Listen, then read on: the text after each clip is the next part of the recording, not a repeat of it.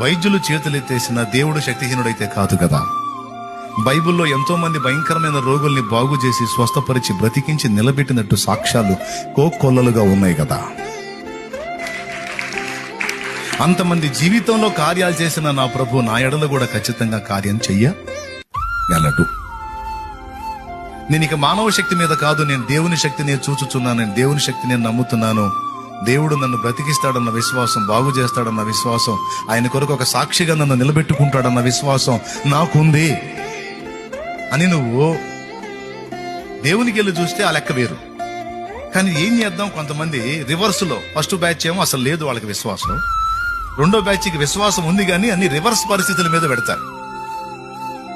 ఈ అప్పులు ఇక తీరవు, ఈ సమస్యలు ఇక పోవు, ఇక నా ఆత్మీయ జీవితంలో తిరిగి నేను బాగుపడే ప్రసక్తి లేదు, మళ్ళా పడి